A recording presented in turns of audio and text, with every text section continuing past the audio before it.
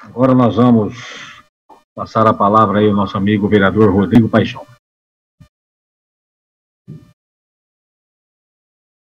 Olá, boa noite, presidente, demais vereadores, secretário Flávio, secretário Galasso, os internautas que nos ouvem, os servidores, servidoras da Câmara que estão permitindo, né, a gente fazer essa conversa hoje. Só para saber, o meu áudio está bom? Tá bom.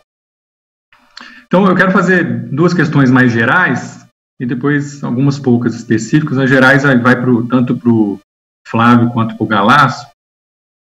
Eu entendo o seguinte, né? A gente está numa batalha, né? Pode usar outras terminologias, mas é um enfrentamento que o mundo todo está fazendo. E é fundamental que a gente saiba, primeiro, as informações precisas, né, do que está acontecendo, qual que é o tamanho do desafio que a gente vai enfrentar, quais as armas que a gente tem. Eu faço esse preâmbulo para lembrar um pouco que, enfim, já tem experiências que outros municípios passaram, então já tem mais ou menos delineado o que deve ser feito, né? A gente não vai ficar inventando a roda e vinheta. Tem que fazer um isolamento social e depois a flexibilização desse isolamento social é feito de acordo com o grau de controle que a gente tem da situação. Que grau de controle é esse?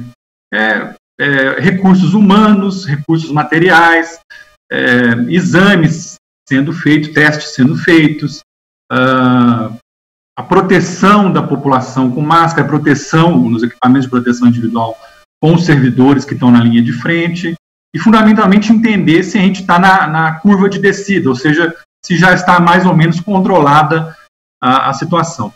Como tanto o Galasso como o Flávio fazem parte do comitê, eu queria primeiro entender o plano, né, porque eu acho, entre um plano e outro, acho que os planos têm prós e contras, né? Depois que a gente decide nós vamos marchar junto enquanto cidade. Mas eu sinto ainda, da mesma forma que o Procurador-Geral do Estado e que a promotora de Vinhedo e a juíza da segunda vara, que existem sim fragilidades no plano, né? E aqui não é uma crítica, evidentemente, pessoal. Eu fiquei realmente com dúvida naquilo que está escrito no decreto, mas com as informações que a gente dispõe. Então, eu quero saber o seguinte, né?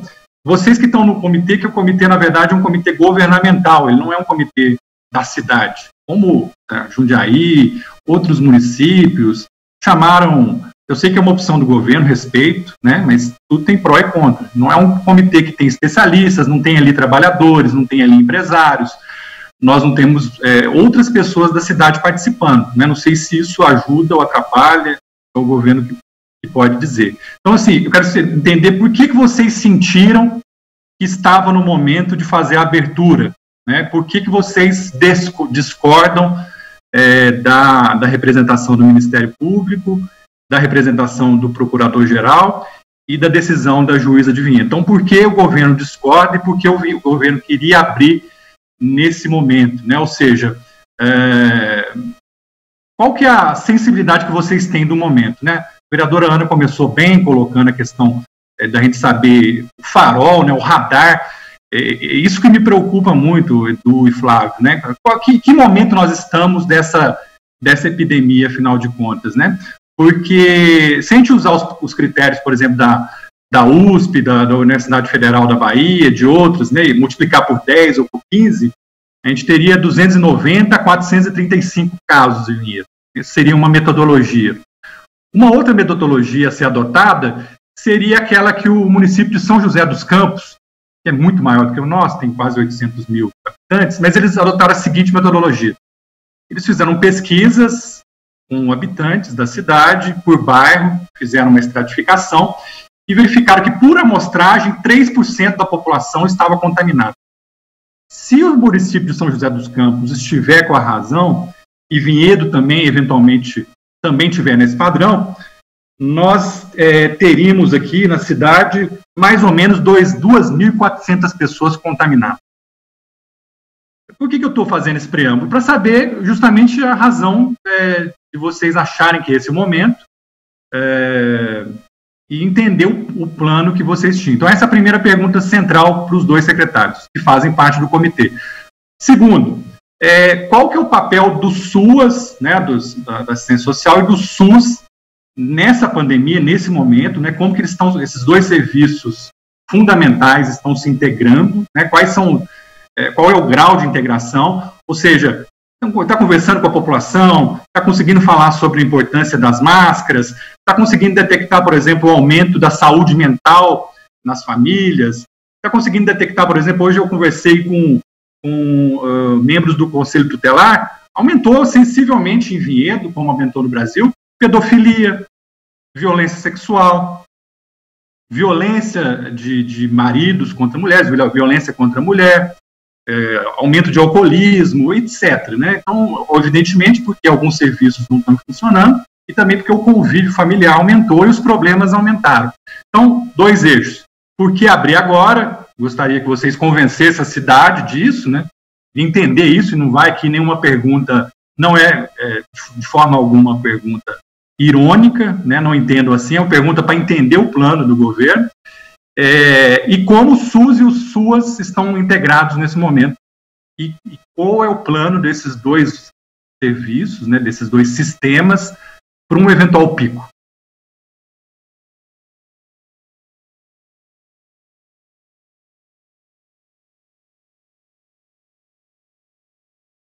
Rodrigo, boa noite, tudo bem? Eu vou ser muito rapidamente, a gente participa assim do comitê, e é óbvio que todas as orientações e todas aquelas determinações que foram colocadas no decreto partem de um conceito de saúde e científico, né? O Ministério é muito claro em falar isso, que tudo aquilo que você se baseia tem que ter explicações científicas e saúde. Então, acho que é uma área no tocante aí para o Flávio esclarecer, eu acho que ele tem condições aí para colocar muito mais embasamento para você nesta área. Mas este foi a metodologia usada para a emissão do decreto e para conhecimento de todos. Vereador Rodrigo Paixão, muito boa noite. Em primeiro lugar, Rodrigo, eu tenho acompanhado aí, né, toda a sua história e desejar um bom retorno. Acho que, mesmo que virtualmente, essa deve ser a primeira sessão, né, primeira reunião que você participa. Então, é muito gratificante, né, poder participar também. Você tem um papel muito importante aí, junto à comunidade. Então, fico muito feliz com esse seu retorno. Espero que a gente possa se encontrar em breve aí e conversar, né, pessoalmente. Rodrigo, com relação ao plano que você gostaria de entender, bom, primeiro, eu não acho que tem fragilidade na representatividade do comitê, muito pelo contrário, tá? Apesar de ser um comitê, um órgão do governo, ele está bem representado, né? Eu, por exemplo, eu vou lá representando a saúde, né? Eu sempre levo o Milton, diretor de Vigilância em Saúde, que está aqui comigo, né? E eu sempre digo, né, a quem quiser ouvir, que eu não tomo decisão sozinha e muito menos da minha cabeça, né? Esse é um ponto. Outro ponto, temos lá o Dr. Matheus Galbis, que é secretário de Indústria e Comércio, então ele representa, né, os comerciantes, ele tem lá também as questões mais técnicas dele, relativas ao comércio. Temos lá o Cruz, secretário da Segurança. Então, quem melhor que o Cruz para falar de segurança pública e ver realmente qual que é o interesse da segurança pública num momento desse, né? O próprio Edu, que está aqui comigo, secretário de Assistência Social, inclusive as técnicas dele estão aqui, sentadinhas aqui do lado. Então, nós estamos, apesar de ter cargos políticos, nós nos amparamos nas figuras técnicas de cada secretaria, né? E não menos importante, a Secretaria de Negócios Jurídicos, né? Que dá todo o amparo para a gente poder tomar algumas decisões de cunho jurídico. Então, nesse preâmbulo também eu gostaria de dizer que eu não concordo que a representatividade é frágil, muito pelo contrário, eu acho que Vinhedo está muito bem representado no seu comitê. Eu não sou muito a favor, Rodrigo, de agregar mais pessoas para um fórum de discussão como esse, porque nós já tivemos outras experiências e você não consegue formar uma opinião, né? Se você abre muito você tem dificuldade para decidir, porque a opinião ela não se forma, não há consenso sobre muitas coisas. Por isso que a gente se baseia, obviamente, em mais questões técnicas do que propriamente achismo, né? O que uma pessoa pensa sobre isso? Não é o que ela pensa, né? Principalmente a Secretaria de Saúde trabalha baseado nos boletins epidemiológicos, né? E por que eu discordo, né? Apesar de respeitar, que fique bem claro, né? Por que eu discordo da opinião da promotoria pública? Porque, Rodrigo, ela está, obviamente, defendendo os interesses do Estado, não se olhou em momento algum para as peculiaridades do município de Vinhedo, né? Ficou muito claro na nossa resposta lá, nas considerações da Secretaria de Saúde, toda a condição de estrutura que nós temos organizado aqui no município, né? Muito pelo contrário, o Estado tem demorado para dar resposta para a gente. Nós estamos com um monte de casos suspeitos aí que não chega resultado de exame, que foi coletado há mais de um mês, de paciente que já foi a óbito. E como dizer que o município não tem essa competência para tomar decisão? Tem sim, eu reafirmo que tem consequência. Nossa estrutura é muito boa e eu discordo nesse sentido. Inclusive, né, Rodrigo, você sabe tão bem como eu, que muita gente usa essa pandemia, eu não estou falando do município não, tá? Eu estou falando num aspecto mais amplo, no sentido político da coisa. Então, há muita discordância entre o que diz o Ministério da Saúde com o que diz a Secretaria Estadual de Saúde, né? E o município fica no meio desse embate aí. Muitas vezes a gente quer decidir com base no que pensa a Secretaria, aliás, o Ministério da Saúde, e a gente não consegue caminhar com a decisão, né? Alguns municípios da região, a exemplo aí de Jundiaí, Indaiatuba, Capivari, também fizeram os decretos no mesmo molde que Vinhedo fez, né? Com base em questões epidemiológicas, com todas as orientações de como essas atividades econômicas poderiam ser normatizadas. Eu gostaria aqui de citar o exemplo de Campinas. Hoje, o prefeito Jonas Donizete e o secretário de Saúde anunciaram medidas, né, de reabertura do comércio que serão realizadas a partir de segunda-feira, dia 4, acho que é segunda-feira, dia 4, está aí para todo mundo ver, e não difere do que Vinhedo queria fazer. Agora, a estrutura deles é melhor que a nossa?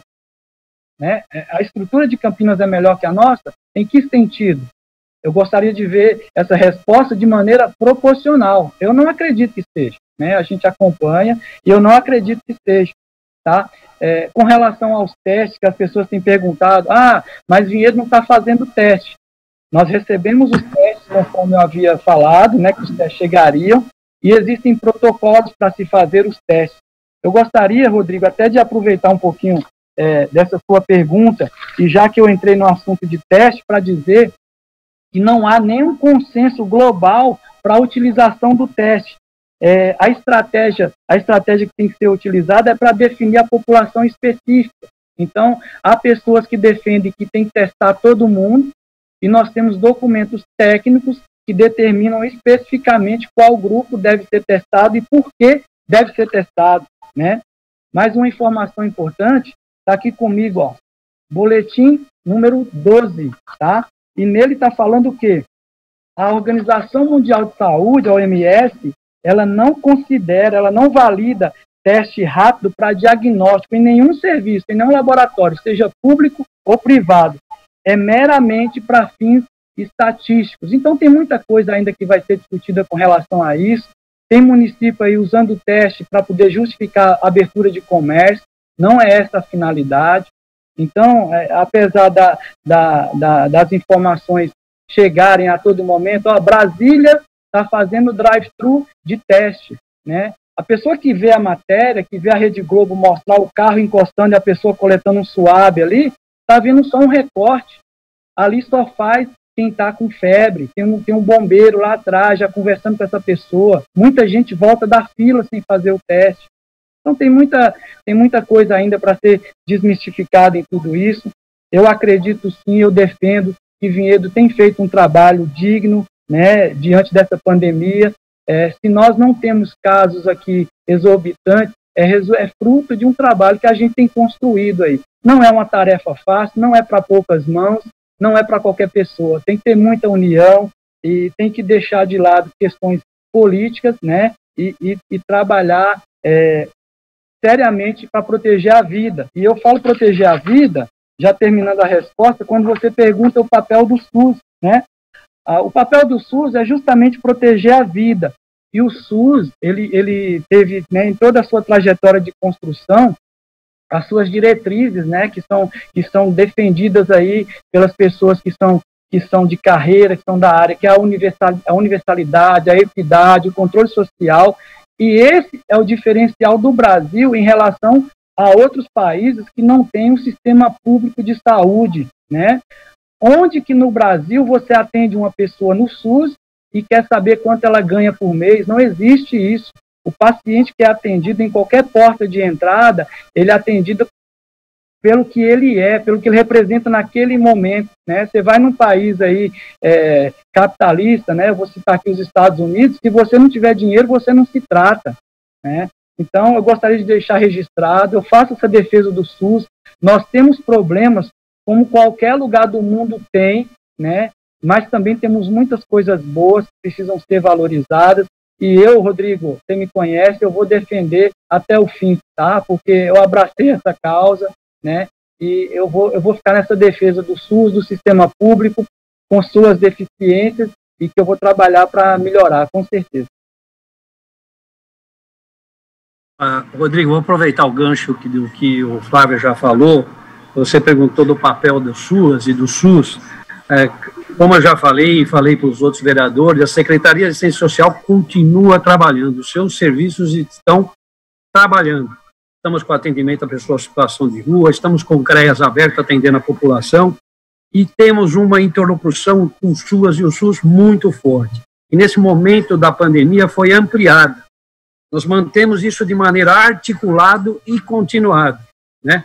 No período da pandemia, ofertamos mais serviços e direitos a toda a população. Então, eu garanto que a proteção social, que é o nosso trabalho da famílias e indivíduos em situação de vulnerabilidade social e de risco, estamos mantendo os nossos projetos e nossos programas com toda a dificuldade da pandemia, com a equipe colocando à frente, se expondo a essa pandemia. Parabéns ao pessoal da saúde, parabéns ao pessoal da assistência, que tem enfrentado isso com muito suor e com muita garra. Respondendo?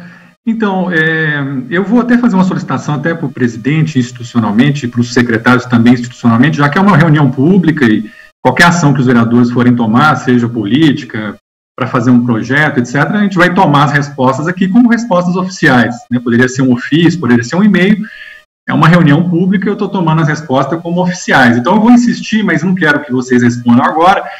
Eu gostaria que o governo municipal explicitasse para o povo de Vinhedo um plano objetivo e público, né? Que eu tenho um hot site que tem coisas legais lá, mas eu queria entender esse plano, né? Ou seja, nós temos tanto de recursos, nós precisamos de tanto de dinheiro, falta tanto dinheiro, nós não temos tais coisas porque o governo do estado não deu, o nosso primeiro passo vai ser X, o passo seguinte vai ser Y, nós achamos que tem que distensionar e flexibilizar em tal momento, quando atingir o pico, nós estamos preparados porque nós temos X, Y e Z de recursos, etc.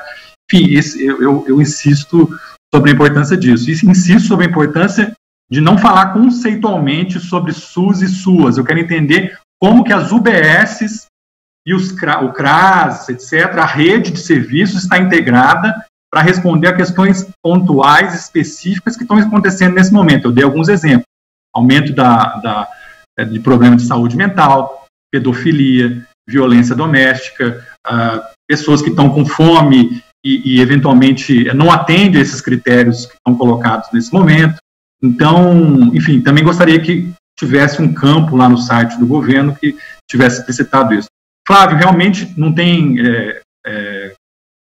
uma unanimidade sobre o teste, mas ninguém defende não testar, né? O que tem é diferenças de quanto de teste você tem que fazer na população. Então, eu quero deixar uma sugestão que é o governo, eventualmente, pensar em contratar um laboratório privado para fazer algum PCR, por exemplo, que seja necessário, que seja complementar, porque você está falando de 10%, mas não vai dar 10%, já que vai ter que fazer o cumprimento do protocolo, vai ter que testar o pessoal que está na segurança, na saúde, os familiares deles.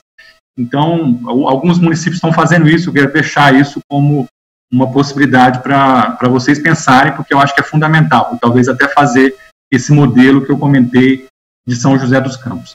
Duas perguntas mais gerais também, para aproveitar e não ficar enrolando muito. Os equipamentos de proteção individual, e agora, pelo que eu estou entendendo nas falas do Galasso, o pessoal do serviço social, da assistência social também vai precisar, porque vão estar, né, em contato com a população presencialmente. A gente tem recebido reclamações da população e de funcionários públicos, né, que faltam algumas coisas, né, por exemplo, máscara shield que está sendo reusada, quer saber se isso é verdade, N95 que não tem para todos, álcool que está sendo contingenciado, a Santa Casa, eu sei que a Santa Casa não está aqui, mas tem notícias que também está faltando coisas desse tipo na Santa Casa. Para facilitar, Galasso e Flávio, eu perguntaria o seguinte: Vinhedo não é uma Suíça, não é uma Inglaterra. Inglaterra tem recursos inúmeros e passou dificuldade. Nova York é uma das cidades mais ricas do mundo e está passando dificuldade. Então, eu imagino que a gente tem eu queria entender, assim, o que está faltando e o que a Câmara de Vinhedo pode ajudar, sinceramente. Quanto que falta de recurso, o que está faltando, quanto vocês usaram até agora de recursos públicos e o que vocês precisam em valores para que a gente possa ajudar, eventualmente, a conseguir esses recursos. E se vocês não tiverem, por favor, também publicizem isso, porque eu vi vocês dizerem que tem 2 milhões já usados de verbas vindas de fora.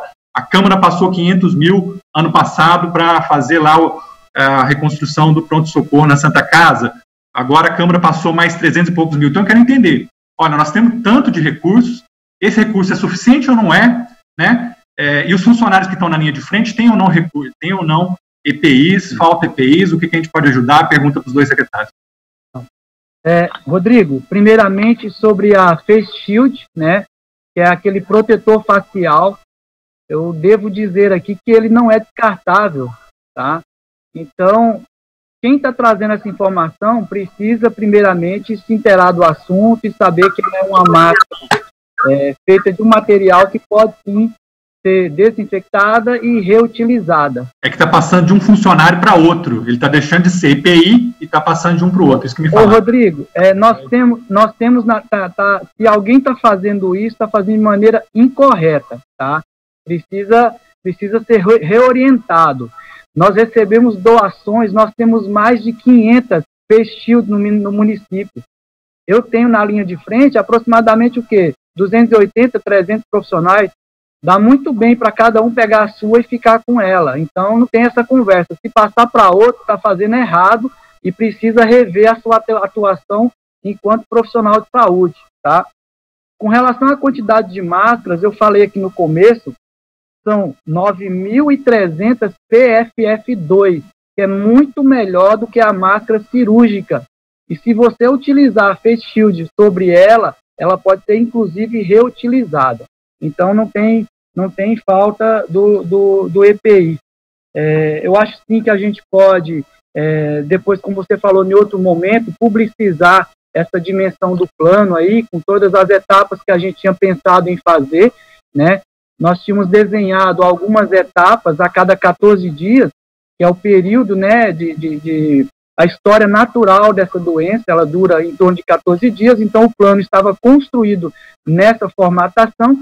Felizmente, ele não caminhou porque houve uma decisão do Ministério Público que nós tivemos que acatar. Edu, você quer complementar? Rodrigo, deixa eu aproveitar e falar. Graças a Deus, a gente tem tido aí doações que nos atendem para a nossa equipe da assistência social. A gente recebeu, por exemplo, uma doação de 200 aventais, né, que permite que a equipe trabalhe com avental, aqueles que estão na linha de frente. Nós temos o óculos também, que as pessoas que solicitarem podem usar. Recebemos hoje, mais ou menos, a quantidade de 140 máscaras. Então, eu queria agradecer essas pessoas, essas empresas que nos procuram e têm nos auxiliado, propiciando até que não precisássemos comprar esses produtos, né? Então, as nossas equipes estão tendo o material, os EPIs necessários para executar o trabalho. Mas é sempre importante a gente, nesse primeiro mês aí, que a gente vai finalizar, fazer um levantamento e daquilo que a gente vai precisar e, se puder, realmente vamos recorrer à Câmara para que nos ajude. Ô, Rodrigo, permita-me complementar, desculpa, é que o Edu falou, acabei lembrando, você perguntou do recurso financeiro, né? Desculpa, eu acabei não respondendo. A gente comentou, sim, de aproximadamente 2 milhões em recurso para custeio, só que ele não foi totalmente utilizado, né? Uma parte já foi utilizada, né? Alguns equipamentos, alguns EPIs já estão em processo de compra, mas ainda tem, sim, recurso para ser utilizado. A reforma do PA da Santa Casa, logicamente, a obra ela foi postergada por um motivo muito óbvio, né? Eu acho que não tinha a menor condição de você praticamente destruir, né, um pronto atendimento e fazer toda a sua reconstrução, ampliação, num momento de pandemia que você pode ter um aumento de procura naquele local. Imagina, sem obras já é difícil, imagina com obras, né, o transtorno que é. Então, a decisão de postergar foi justamente por isso que não tem razoabilidade você fazer uma obra de um porte desse, nenhum pronto-socorro, nenhum local onde chegam pacientes graves durante uma pandemia que vem se somar a todos os problemas que a gente já tem. Então, acho que essa decisão ela foi acertada também de postergar. Presidente do GEME, as últimas, vou fazer de uma vez, poucas para o Galasso e poucas últimas para o Rodrigo. Encerro por aqui. Rodrigo, deixa eu acelerar aí que o tempo está extrapolando, então vamos lá. Tá bem. Flávio, a questão não é a obra, o dinheiro foi ano passado, então a questão é para onde foi o recurso. Então, o meu pedido é que vocês publicizem esse conjunto de recursos para onde eles estão indo no combate à pandemia. Edu Galasso, secretário de Assistência Social, rapidamente algumas questões. Primeiro, por que o governo municipal não está cumprindo as diretrizes do Ministério da Educação de entregar o kit para todas as crianças que têm alunos na rede municipal de ensino, e fica essa coisa que tem que ficar selecionando? Não seria melhor seguir as diretrizes do Ministério da Educação? No mesmo sentido, não seria melhor seguir as diretrizes do Ministério da Cidadania, manter os benefícios eventuais e criar um critério único para essa cesta, ou seja, para qualquer outro benefício que o município possa criar, ou que já está previsto na Lei 3663 de 2015? Ou seja, o município de Vinhedo não poderia pegar o cadastro feito pelo governo federal no CAD único, que é um banco de dados importante, transplantar esse banco de dados para o município de Vinhedo e fazer o uso dele para dar o benefício, qual seja ele, né? Nesse caso, a cesta básica. Isso eu acho que, primeiro, resolveria um problema de tumulto no telefone, de presença de pessoas na Secretaria de Assistência Social, e liberaria os funcionários, os servidoras da assistência social para contribuir com outras questões do nosso município que são tão importantes quanto. Reforço o que vários vereadores já falaram, tem muitas reclamações sobre a qualidade da cesta, a quantidade da cesta, não vou insistir nisso, mas eu queria principalmente entender essa questão dos critérios e de como está sendo feito o uso desses vários recursos que a Secretaria de Assistência Social tem, e eu vou dar o exemplo da cesta básica, porque a cesta básica, pelo que eu estou entendendo, a Secretaria de Assistência Social pode fazer uso do Fundo Municipal de Assistência Social, ela pode fazer uso do Fundo Municipal de Solidariedade, ela pode fazer uso da licitação das 2.700 cestas básicas. A Secretaria de Assistência Social está recebendo doações da população, agora com reforço até da campanha da IPTV. Então, é um conjunto de doações que seria importantíssimo vocês darem publicidade de quanto está vindo de cada lugar, qual que é cada caixinha, e de quem está recebendo. E a minha sugestão, muito sincera, é que o governo adote um critério único. E a minha sugestão é adotar o mesmo critério do governo federal e entregar para todo mundo que está enquadrado nesses critérios, para as pessoas não ficarem tumultuando as redes e para que os servidores da assistência social fiquem liberados para ajudar a população de outras formas que eu já enumerei durante a minha fala. Então, eu fico aqui, são as últimas questões para o Edu. Não está ligado, viu, Edu? Está o seu microfone. Bom, Rodrigo, só para informar, agradeço a pergunta. Em nenhum momento a gente mencionou que os serviços, os benefícios eventuais estão interrompidos, continuamos trabalhando, as famílias em vulnerabilidade estão sendo atendidas normalmente, então os trabalhos continuam normalmente. Quanto aos critérios de entrega do kit emergencial, para isso que foi criado o Comitê Municipal Emergencial de Segurança Alimentar. A gente vem conversando, vem levantando os indicadores, e talvez aí logo venham novas propostas e novos critérios. A gente sempre tem que evidenciar que temos que ter critérios claros, objetivos e legais. Não podemos simplesmente só dar a cesta básica, né? Então, o comitê se reúne, decide, com certeza deve haver alguma ampliação, e logo a população vai ficar sabendo e a gente vai informar após o comitê se reunir.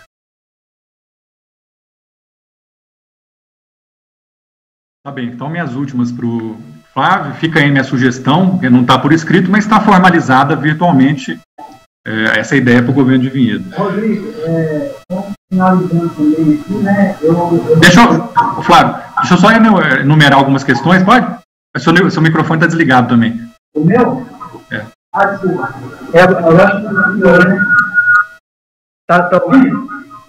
Eu não é.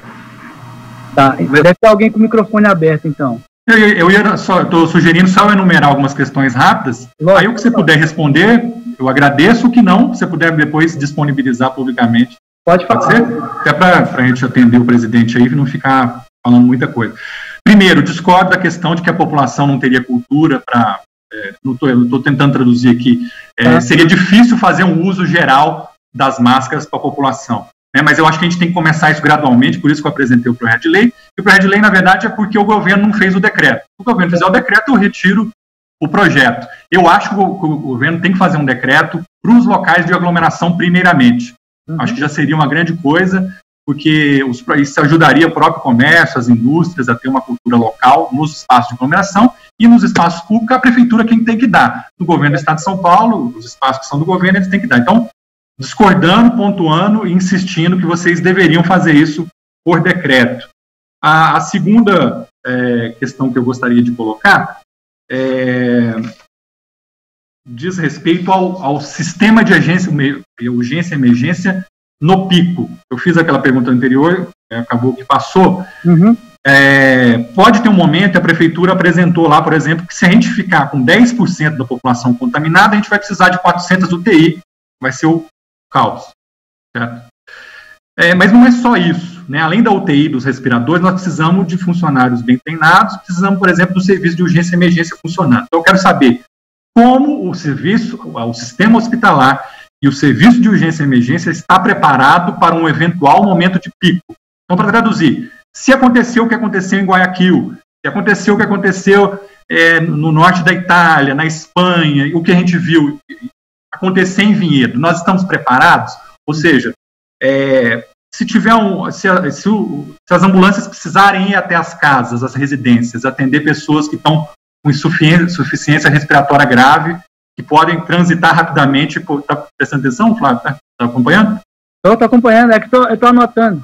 Tá bem? Estou anotando. Então, se as pessoas forem transitar por uma parada cardiorrespiratória, isso pode ocorrer, com muitas pessoas acontecer ao mesmo tempo, não tem hospital, a UPA não vai ter condições e tal.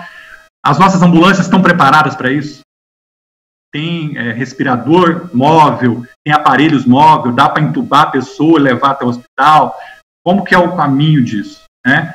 A UPA e o PA da Capela, por que eles ainda não funcionam 24 horas?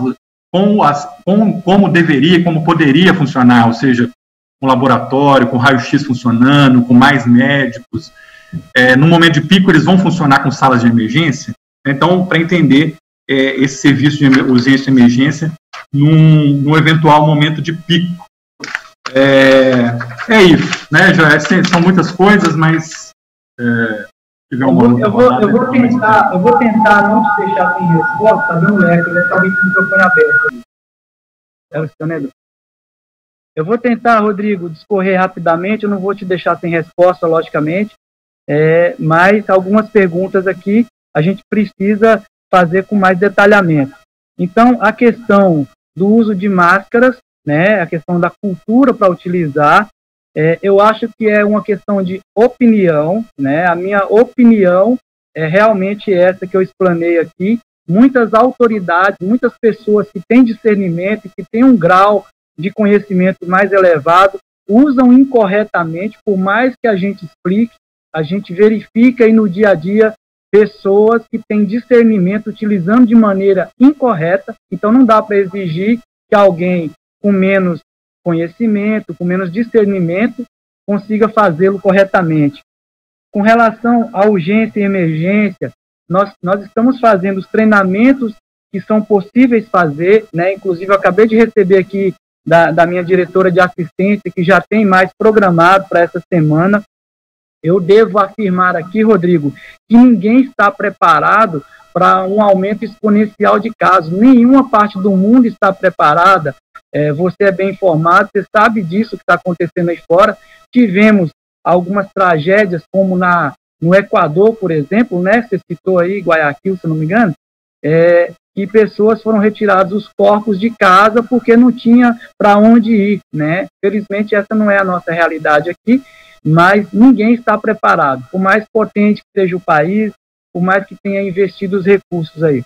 Quando você fala para onde o recurso foi, eu posso te garantir, da minha parte, foi para o lugar correto, foi gasto da maneira que tem que ser gasto, né? Eu jamais teria coragem de utilizar um recurso público de maneira incorreta, né? Estou falando por mim, eu não faria isso, e as requisições da Secretaria de Saúde sou eu que assino. Com relação à complexidade das ambulâncias, as ambulâncias não têm essa complexidade toda que você citou, até porque, pela nossa população, há um número específico de veículos que estão necessários para atendimento. Logicamente, a pandemia pegou todo mundo de surpresa e nós não temos ambulâncias que funcionam como UTI, com os respiradores, tal. Nós temos respiradores portáteis que são utilizados para essas transferências. Com relação ao funcionamento da UPA, a UPA já funciona 24 horas, logicamente, não com a capacidade de atendimento que tinha no passado. Foi feita uma reorganização lá em 2017, que todo mundo se lembra, e que a norma técnica do funcionamento da UPA permite essa reorganização. Não há, nesse momento, nenhuma intenção de aumentar a capacidade de atendimento noturno naquele lugar, até porque os números não mostram essa necessidade. Então, assim, o que eu pude captar foi isso. Rodrigo, eu tenho um respeito, uma admiração muito grande por você, né? Queria deixar isso registrado aqui. Você tem um senso crítico muito apurado, você é combativo, mas eu confesso que ainda no futuro eu gostaria de ver você prefeito para colocar em prática todas as ideias que você traz na teoria. É muito bonito, é muito gratificante ouvir isso, né, de um vereador, mas na prática não é tão simples assim. Eu devo confessar isso. Muito obrigado mais uma vez. Forte abraço. Eu estou à sua disposição, você sabe disso, né? O tempo todo, quando eu não atendo é porque eu não consigo mesmo. Mas muito obrigado.